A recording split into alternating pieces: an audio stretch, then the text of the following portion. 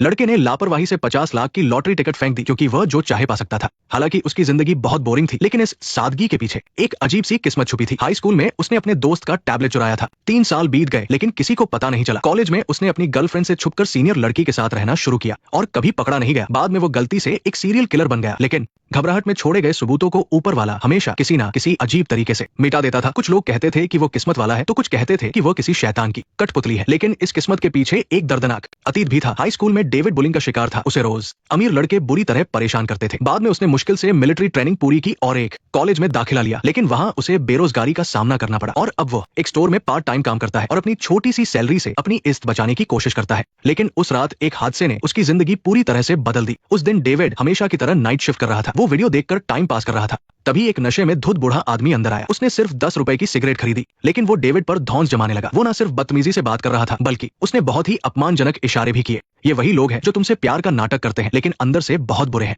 हाँ, वही लोग। डेविड ने अपनी मुट्ठी भींच ली और गुस्से को पी गया। सर्विस सेक्टर के एक छोटे कर्मचारी के रूप में चुपचाप बेइज्जती सहना जैसे उसका काम था। जब बात बिगड़ने ही वाली थी तब बूढ़े आदमी का एक साथी अंदर आया। वो हट्टा कट्टा अंकल तुरंत पैसे देने लगा और डेविड से माफी मांगने लगा। उस आदमी को इतना शरीफ देखकर डेविड ने भी उस बूढ़े को माफ कर दिया। आखिरकार शिफ्ट खत्म हुई और डेविड ने अपने मैनेजर से एक हथौड़ा मांगा जो गेम खेल रहा था। वो अपनी नई खरीदी हुई पेंटिंग को अपने कमरे की दीवार पर लगाना चाहता था। वो पेंटिंग उसके लिए आजादी की एक छोटी सी उम्मीद थी, लेकिन उसे नहीं पता था कि ये हथौड़ा कील पर नहीं बल्कि नर्क का दरवाजा खोलने वाला था। घर वापस जाते समय किस्मत ने एक बार फिर डेविड के साथ एक क्रूर मजाक किया। उसने देखा कि वही शराबी बूढ़ा आदमी जो अभी स्टोर में हंगामा कर रहा था अब सड़क किनारे कीचड़ की तरह पड़ा सो रहा है। काफी सोचने के बाद डेविड ने फैसला किया कि वह इस मामले में नहीं पड़ेगा, लेकिन जैसे ही वो गली के कोने पर मुड़ा उसने देखा कि जो आदमी अभी बूढ़े का बिल चुका रहा था वो शरीफ अंकल। इस अजीब सी बात ने डेविड को हैरान कर दिया। उसे अचानक बहुत बेइज्जती महसूस हुई। उसने तो कुछ बुरा नहीं किया था, फिर उसके साथ ऐसा क्यों हुआ? लेकिन डेविड हमेशा की तरह डरपोक बना रहा। वो सामने से कुछ नहीं बोल पाया, बस पीछे से उस आदमी को चिढ़ाने वाला इशारा किया। लेकिन उसे ये नहीं पता था कि उस आदमी के ठीक सामने एक शीशा लगा था। वो आदमी पागलों की तरह डेविड को पीटने लगा। उसका हर एक मुक्का डेविड के आत्मसम्मान को कुचल रहा था। इस भयानक दर्द ने डेविड की पुरानी यादों को ताजा कर दिया। हाई स्कूल में अमीर लड़कों द्वारा किए गए टॉर्चर की तस्वीरें उसकी आंखों के सामने घूमने लगी। उस समय उसने सिर्फ चुपचाप सब कुछ सहा था, कभी पलटकर जवाब नहीं दिया। शायद इतने सालों का दबा हुआ गुस्सा इस पल बाहर आ गया। डेविड ने अपने बैग से वो हथौड़ा निकाला जो उसने पेंटिंग टांगने के लिए लिया था और जोर से उस आदमी के सिर पर मार दिया। इस भारी वार के साथ ही डेविड को तुरंत होश आ गया। वो अपनी आंखों पर भरोसा नहीं कर पा रहा था। सिर पकड़े हुए वो आदमी तुरंत नहीं मरा, बल्कि वो कुछ बड़बड़ाता रहा और फिर धीरे धीरे जमीन पर गिरकर पूरी तरह से शांत हो गया। तभी आसमान से तेज बारिश होने लगी। ठंडा पानी खून के धब्बों को धो रहा था और साथ ही डेविड के उलझे हुए दिमाग को भी शांत कर रहा था। जब डेविड डर के मारे कांप रहा था तभी एक औरत अपने कुत्ते को घुमाते हुए उसकी तरफ आई। उस पल डेविड के दिल की धड़कन जैसे रुक सी गई। उसने अपने मुंह को कसकर पकड़ लिया ताकि कोई आवाज ना निकले। किस्मत से वो औरत अंधी लग रही थी। वो बिना कुछ महसूस किए डेविड के पास से गुजर गई, लेकिन उसके कुत्ते ने लाश को सूंघना शुरू कर दिया। शुक्र है कि उस अंधी औरत ने अपने कुत्ते को खींच लिया, तब जाकर डेविड की जान में जान आई। इसके बाद डेविड भागकर अपने कमरे में गया और बाथरूम में घुसकर पागलों की तरह अपने खून के धब्बे धोने लगा। बहुत ज्यादा टेंशन की वजह से उसे अजीब चीजें दिखने लगी। उसे लगा जैसे वही अंकल खून से लथपथ होकर उसके पीछे खड़े होकर रो रहे हैं कि उनकी एक बूढ़ी माँ है। उसे लगा जैसे पुलिस दरवाजा तोड़कर अंदर आ गई है और उसे जमीन पर पटक दिया है। उसने अपनी माँ को अपने बेटे के कातिल होने की खबर सुनकर बेहोश होते देखा। क्या उसकी जिंदगी यही खत्म हो जाएगी? इस वक्त डेविड अपनी गलती के बोझ तले दब रहा था। उसने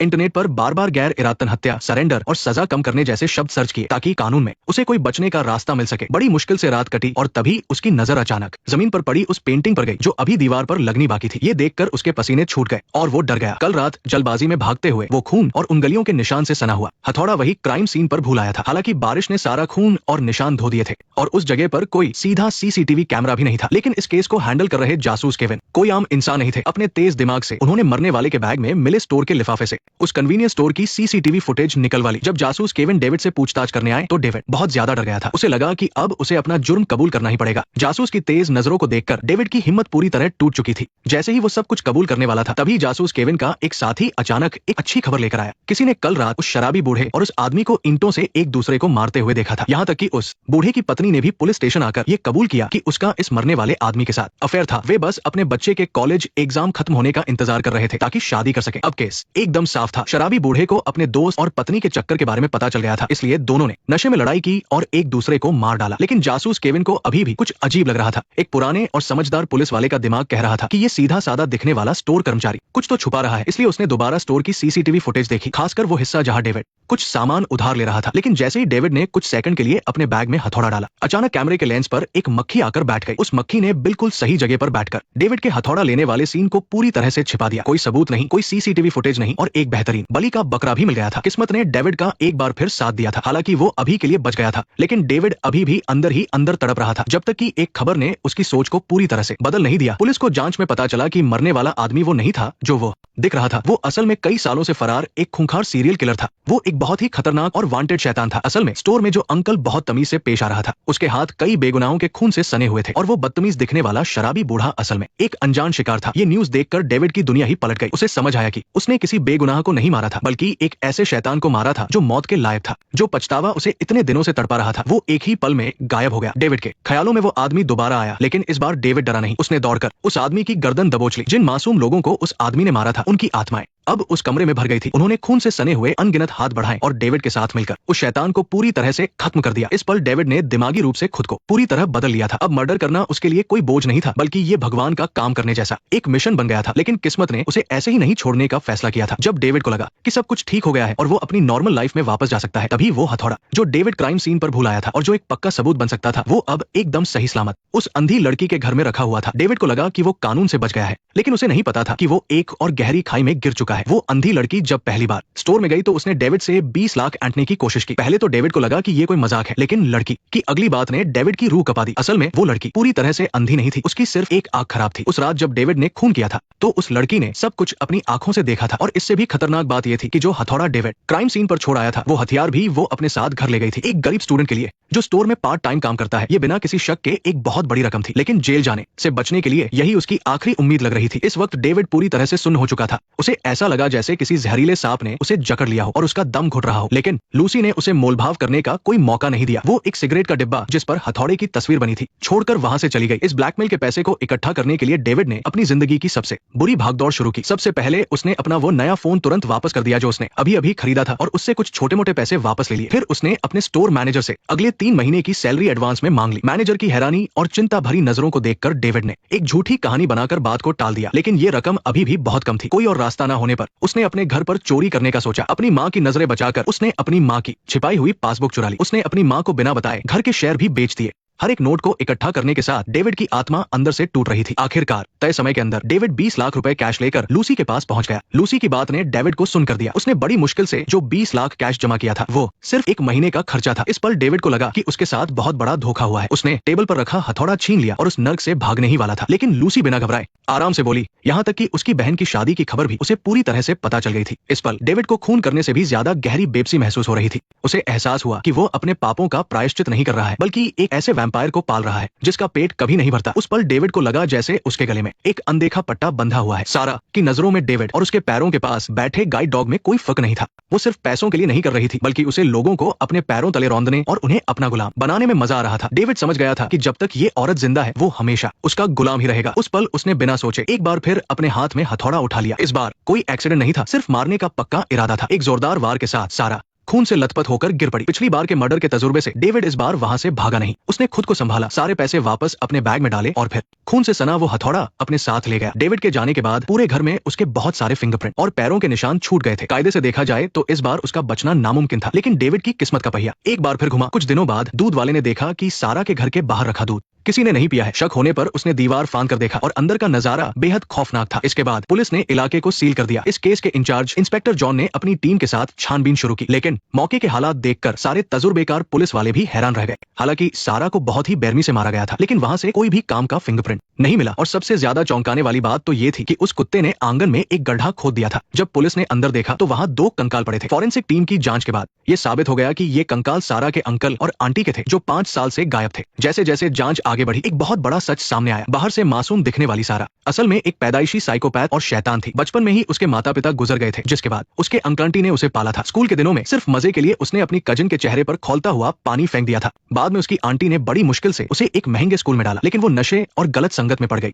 सारी जायदाद और इंश्योरेंस के पैसे हड़पने के लिए उसने न सिर्फ अपने अंकल आंटी को जहर देकर मार डाला, बल्कि गैस लीक होने का झूठा नाटक भी रचा। उसने अपने उस गाइड डॉग को कच्चा गोश्त खाना भी सिखाया ताकि उसे खून की महक की आदत हो जाए और वो सबूत मिटाने में उसकी मदद कर सके। सके। इसीलिए जब डेविड ने सारा को मारा तो इस खूंखार कुत्ते ने अपनी आदत के मुताबिक वहां फैले सारे खून को चाट कर एकदम साफ कर दिया और अनजाने में ही सारे सबूत मिटा दिए। लेकिन इस वक्त डेविड को इन सब के बारे में कुछ भी नहीं पता था। वो अपने घर में छिपा हुआ था, बिना कुछ खाए पिए और पूरी तरह से टूट चुका था। उसने अपनी जान लेने की बहुत कोशिश की लेकिन कभी खुद को मार नहीं पाया। वो डर के साए में पुलिस के आने का इंतजार कर रहा था। पुलिस के सायरन की हर आवाज उसे खौफ से भर देती थी। लेकिन कई दिन बीत जाने के बाद भी पुलिस नहीं आई। जब वो सरेंडर करने के लिए निकला तो उसने अपने फोन पर सारा के केस की न्यूज देखी। न्यूज में बताया गया था कि सारा ने ही अपने परिवार वालों को मारा था और इंश्योरेंस के पैसे खाए थे। कुत्ते की वजह से सारा सीन खराब हो गया था, इसलिए कातिल का कोई सुराग नहीं मिला। ये जानने के बाद कि सारा एक घटिया इंसान थी, डेविड का खून करने का सारा दुख और पछतावा पल भर में गायब हो गया। जैसे ही डेविड की सोच में ये बड़ा बदलाव आया, शहर के दूसरे कोने में एक और भयानक जुर्म शुरू हो रहा था। दिन भर आवारागर्दी करने वाले दो गुंडे, जिन्हें एक बार पुलिस वाले ने सड़क पर फटकार लगाई थी, वो इस बात का बदला लेने की फिराक में थे। उस रात नशे में धुत होकर उन्होंने शराब की बोतल से हमला करने का मन बना लिया। एक सुनसान गली में उन गुंडों ने उस पुलिस वाले पर पीछे से हमला कर दिया। इस बीच वो कुत्ता पट्टा छुड़ाकर अंधेरे में गायब हो गया। इसी दौरान सरेंडर करने का ख्याल अपने दिमाग से निकालकर डेविड घर जाकर आराम करने की सोच रहा था। लेकिन एक अंधेरी गली से गुजरते वक्त वो सीधे उन दोनों गुंडों से टकरा गया। उन्होंने डेविड को रोक लिया और उससे सिगरेट मांगने लगे। बस उसी पल डेविड की नजर उन गुंडों के कपड़ों पर लगे खून पर पड़ी और अचानक उसके शरीर के रोंगटे खड़े होने लगे। लेकिन ये डर की वजह से नहीं था, बल्कि ये एक जाने पहचानी फीलिंग थी, क्योंकि उन दोनों आदमियों के अंदर से एक ऐसी बुराई की महक आ रही थी जिसे सिर्फ डेविड ही महसूस कर सकता था। उस पल डेविड के अंदर फिर से मारने की इच्छा जाग उठी। उसे लगा कि अगर भगवान ने उसे ये ताकत दी है तो अब सफाई करने का काम उसी का है। अगली सुबह एक कंस्ट्रक्शन साइट पर दो लाशें पड़ी मिली। जब डेविड की आंख खुली तो उसने खुद को खून से सने हुए अपने घर में पाया और जमीन पर खून से सनी एक ईंट पड़ी थी। उसे बीती रात की सारी बातें ठीक से याद नहीं थी, लेकिन वो इतना जानता था कि उसने दो और कचरे साफ कर दिए हैं। लेकिन अजीब बात यह थी कि उसके पास टेबल पर एक रहस्यमयी पर्ची रखी थी। अगर पहले के दो मर्डर किस्मत का खेल थे तो इस बार उन गुंडों को मारना डेविड के अंदर के उस इंसान का जगना था जो इंसाफ करना चाहता था। उसे यकीन होने लगा था कि उसके पास बुरे लोगों को पहचानने की कोई सुपर पावर है। इंसाफ करने का ये वहम उसे एक ऐसे खौफनाक रास्ते पर ले जाने वाला था जहां से वापसी मुमकिन नहीं थी। सिर्फ छोटी स्कर्ट पहनकर कुछ फोटो खिंचवाने की वजह से एक लड़की उसी के स्कूल के दो लड़कों की नजरों में आ गई और उसी रात वो उनकी दरिंदगी का शिकार हो गई। उस लड़की के लिए जिस्म के जख्म शायद वक्त के साथ भर जाते, लेकिन उसकी आत्मा पर लगे घाव हमेशा के लिए एक बुरा सपना बन गए थे। एक महीने तक तड़पने के बाद उस मायूस लड़की ने एक ऊंची इमारत से कूदकर अपनी जान दे दी, लेकिन मौत ने भी उसे तुरंत इस दर्द से आजाद नहीं किया। अस्पताल के उस ठंडे बिस्तर पर वो कई घंटों तक जिंदगी और मौत से जूझती रही और फिर गहरी निराशा में उसने दम तोड़ दिया। लेकिन मौत से भी ज्यादा ठंडी और खौफनाक थी जिंदा लोगों की नफरत, क्योंकि वो दोनों मुजरिम नाबालिग थे और उनकी ऊपर तक पहुंच थी, इसलिए उन्हें स्कूल से निकाला तक नहीं गया। और तो और उस लड़की के अंतिम संस्कार पर एक मुजरिम की मां को जरा भी पछतावा नहीं था, उल्टे उसने वहां आकर तमाशा खड़ा कर दिया। अपनी बेटी की तस्वीर देखकर और ये झूठी इल्जामबाजी सुनकर उस बेबस पिता का दिल पूरी तरह से टूट गया और वो दोनों गुंडे अपनी मां के अंधे प्यार की वजह से और भी ज्यादा बेखौफ हो गए थे। यहाँ तक कि वो आए दिन उनके घर पहुंच जाते, दिखाने के लिए वो माफी मांगते थे, लेकिन असल में वो उस लाचार पिता का फिर से मजाक उड़ाना चाहते थे। उसी पल पिता के दिल में इंतकाम की आग भड़क उठी, लेकिन इससे पहले कि वो कुछ करता, उन दोनों घमंडी गुंडों का सामना उनकी मौत यानी डेविड से हो गया। उस रात अपनी उस अजीब सी फीलिंग के चलते डेविड को लगा कि ये दोनों मरने लायक है। उस भयानक लड़ाई में वो अकेला उन दोनों पर भारी पड़ा। उसके हाथ की ईंट बार बार उन पर गिरती रही जब तक कि उन दोनों पापियों की जान नहीं निकल गई। जब डेविड थककर उन लाशों के पास गिर पड़ा तो पास ही अंधेरे में वो पिता खड़ा था जो अपनी बेटी का बदला लेने आया था, पीटर। उस रात पीटर भी अपने साथ एक चाकू लेकर आया था। उसने अपनी पूरी हिम्मत जुटा ली थी कि वो उन दरिंदों को अपने हाथों से मारेगा, लेकिन आखिरी पल में अपने एक सीधे सादे इंसान होने की वजह से उसके हाथ कांपने लगे। लेकिन जब वो हिम्मत हार रहा था तभी उसने अपनी आंखों से देखा कि इस लड़के ने आकर उसका वो खूनी बदला पूरा कर दिया। अगले दिन जब डेविड उठा तो उसने खुद को अपने किराए के कमरे में पाया। उसके पास ही वो हथौड़ा रखा था जिससे उसने पहले दो कत्ल किए थे और साथ ही कल रात वाली वो ईंट भी। लेकिन जो चीज उसे सबसे ज्यादा डरा रही थी वो थी उसके हाथ में मौजूद एक रहस्यमयी पर्ची। उस पर लिखा था, अगर मदद चाहिए तो कभी भी कांटेक्ट करें। डर और जानने की इच्छा के साथ डेविड ने अपने फोन पर वो वेबसाइट खोली। उसे तुरंत एक सीक्रेट चैट रूम में जोड़ दिया गया। स्क्रीन के उस पार बैठे इंसान को जैसे उसके बारे में सब कुछ पता था। उसने सीधा उसका नाम लेकर पुकारा। इस तरह किसी की नजर में होने का एहसास डेविड के रोंगटे खड़े कर रहा था। हालांकि सामने वाला कह रहा था कि वो उसकी मदद करना चाहता है, लेकिन डेविड ने तुरंत उसे ब्लॉक करके डिलीट कर दिया। इसी बीच असल जिंदगी की मुश्किलें भी उसके सामने आने लगी। एक कोरियर वाले ने उसे कोर्ट का नोटिस थमाया। दरअसल जिस दुकान में डेविड काम करता था वहां से उसने 3 महीने की एडवांस सैलरी ली थी और खून करने के डर से काम पर नहीं जा रहा था। दुकान के मालिक ने सीसीटीवी में देखा था कि मर्डर से एक रात पहले डेविड दुकान के बाहर चक्कर लगा रहा था। हालांकि 5 दिन पुराने होने की वजह से सीसीटीवी फुटेज डिलीट हो गए थे और कुछ खास रिकॉर्ड नहीं हुआ था। फिर भी मालिक ने उस पर धोखाधड़ी का केस कर दिया था। अब पुलिस की नजरें भी उस पर टिकने लगी थी। चालाक इंस्पेक्टर जॉन ने ध्यान दिया कि हाल ही में हुए सारे मर्डर्स के आसपास डेविड नाम का ये लड़का कहीं ना कहीं मौजूद था। हालांकि कोई पक्का सबूत नहीं था, लेकिन इंस्पेक्टर जॉन का शक कह रहा था कि ये लड़का सीधा नहीं है। इन सब चीजों के बीच डेविड ने सरेंडर करने का फैसला किया। वो मर्डर करने के उस भारी दबाव को झेल नहीं पा रहा था। उसे लगा कि हर दिन डर कर जीने से अच्छा है कि अपना गुनाह कबूल करके सजा काट ली जाए। यही सोचकर डेविड ने पुलिस को फोन किया, लेकिन दूसरी तरफ फोन उठाने वाले पुलिस वाले को गलतफहमी हो गई। उसे लगा कि ये लड़का सिर्फ कोर्ट के केस से डर गया है। उसने डेविड को तसल्ली देते हुए कहा कि वो बस समय पर कोर्ट जाए और पैसे वापस कर दे। डेविड कुछ समझाना चाहता था, लेकिन कुछ बोल नहीं पाया। फिर उसने 2 लिफाफे तैयार किए जिनमें कैश भरा हुआ था। एक लिफाफा वो अपनी माँ के लिए छोड़ने वाला था और दूसरा दुकान के मालिक को देने के लिए। उसके बाद उसने मर्डर में इस्तेमाल किए गए हथौड़े और ईंट को अपने बैग में रखा और भारी कदमों से पुलिस स्टेशन की तरफ चल पड़ा। लेकिन उसने सपने में भी नहीं सोचा था कि पुलिस स्टेशन के पूछताछ के कमरे में पहले से ही कोई उसकी जगह सरेंडर कर रहा था, और वो इंसान और कोई नहीं बल्कि उस लड़की का पिता पीटर था। वो पूछताछ के कमरे में बैठकर कबूल कर रहा था कि उसने ही उन दोनों गुंडों को मारा है। उसके लिए उन गुंडों का मरना एक बड़े बदले का पूरा होना था। चूंकि उसके दुश्मन मारे जा चुके थे, वो उस अनजान मसीहा की जगह इल्जाम अपने सिर लेने को तैयार था। पीटर ने मर्डर की सारी कहानी बता तो दी, लेकिन कुछ छोटी छोटी बातों पर वो अटक रहा था। खासकर जब इंस्पेक्टर जॉन को पता चला कि पीटर सिगरेट पीना छोड़ चुका है, तो उसे तुरंत शक हो गया कि कातिल कोई और है, क्योंकि उन दोनों में से एक मरने वाले के चेहरे पर सिगरेट से जलने का निशान था। इसके अलावा कातिल ने मारने के लिए अपने सीधे हाथ का इस्तेमाल किया था, जबकि पीटर तो उल्टे हाथ से काम करता था। पुलिस की कड़ी पूछताछ और सबूतों के आगे पीटर का झूठ ज्यादा देर नहीं टिक सका। सच्चाई सामने आने के बाद उसे वहां से बेइज्जत होकर निकलना पड़ा। लेकिन किस्मत का बुरा खेल अभी खत्म नहीं हुआ था। जैसे ही वो पुलिस स्टेशन के गेट से बाहर निकला, एक बेकाबू कार ने आकर उसे जोरदार टक्कर मार दी, जिससे वो हवा में उछल गया, और वो गाड़ी चलाने वाला और कोई नहीं बल्कि उसी गुंडे की मां थी। इसी बीच वो असली कातिल डेविड अभी भी रास्ते में ही था। पुलिस स्टेशन जाकर सरेंडर करने से पहले वो बैंक गया ताकि उसके पास बचे हुए पैसे वो अपने अकाउंट में जमा कर सके। लेकिन जैसे ही वो एटीएम से बाहर निकला, कुछ अजीब घटना घटी। बाइक पर सवार 2 लुटेरे अचानक आए और उन्होंने डेविड का बैकपैक छीनने की कोशिश की। इस खींचातानी में डेविड गलती से जमीन पर गिर गया और उसके हाथ की हड्डी खिसक गई, जिससे फ्रैक्चर हो गया। इसके बाद दोनों लुटेरे नदी के किनारे पहुंचे और जल्दी से लूटा हुआ बैग खोलकर देखा, पर अंदर सिर्फ एक ईंट और एक हथौड़ा था। लुटेरों ने गालियां बकते हुए उस बैग को, जिसमें हत्या के अहम सबूत और वो खूनी ईंट थी, सीधा गहरी नदी में फेंक दिया। और इस तरह कत्ल के ये अहम सबूत एक बार फिर से किसी हादसे की वजह से हमेशा के लिए गायब हो गए। उधर घायल डेविड को अस्पताल ले जाया गया और कार की टक्कर से घायल हुआ जॉन भी इत्तेफाक से वही था। वार्ड के बाहर उन दोनों की किस्मत फिर से टकराई। जॉन ने पट्टी बंधे हुए डेविड को देखा और पास ही पुलिस भी खड़ी थी। वो तुरंत समझ गया कि ये लड़का बहुत बड़े खतरे में है। हालांकि वो खुद मौत के मुंह से वापस आया था, फिर भी उसने बिना कुछ सोचे डेविड को बचाने का फैसला किया। शुरुआत में डेविड इस अंकल को नहीं पहचान पाया, लेकिन जब दोनों की नजरें मिली तो उसने उसे पहचान लिया। ये वही आदमी था जिसने उस रात उसे बेहोशी की हालत में घर छोड़ा था। डेविड को भागने का मौका देने के लिए जॉन ने अपनी आखिरी कुर्बानी दी। उसने ढेर सारी नींद की गोलियां खा ली और सभी डॉक्टरों और पुलिस का ध्यान अपनी ओर खींच लिया। डेविड अस्पताल से भागने में तो कामयाब रहा, लेकिन वो काफी उलझन में था। फिर उसने न्यूज में देखा कि जिन 2 गुंडों को उसने मारा था, असल में वही उस लड़की की मौत के असली जिम्मेदार थे। उसी पल उसके मन का गिल्ट कम होने लगा। उसे समझ आया कि उसने फिर से घटिया लोगों को ही मारा था। तभी वो रहस्यमयी इंसान जिसने डेविड के लिए मदद की पर्ची छोड़ी थी, आखिरकार सामने आ ही गया। इसके बाद वो डेविड को अपने खुफिया ठिकाने पर ले गया। ये एक ऐसा कमरा था जो पीड़ितों की फाइलों और तरह तरह के हथियारों से भरा हुआ था। रॉबिन ने डेविड को बताया कि वही छुपकर उसकी मदद कर रहा था और क्राइम सीन साफ कर रहा था, क्योंकि उसे पता चल गया था कि डेविड के पास बुरे लोगों को पहचानने की एक खास ताकत है। रॉबिन अपनी सारी जमा पूंजी 5 करोड़ वॉन देने को तैयार था। बस वो डेविड के साथ मिलकर इस दुनिया से कचरा साफ करना चाहता था। शुरुआत में डेविड ने मना कर दिया था। वो कोई खूनी दरिंदा नहीं बनना चाहता था, बस एक नॉर्मल जिंदगी जीना चाहता था। लेकिन जब उसने दीवार पर लगी जुर्म की वो सारी फाइलें देखी और उन अंधेरे कोनों को देखा जहां कानून के हाथ नहीं पहुंच सकते, और न्यूज में उन लोगों के घिनौने अपराधों के बारे में सुना जिन्हें उसने गलती से मार दिया था, तो उसके मन में एक अजीब सा मकसद जाग उठा। कत्ल करने का वो पछतावा अब बुरे लोगों को सजा देने के गुरूर में बदल गया था।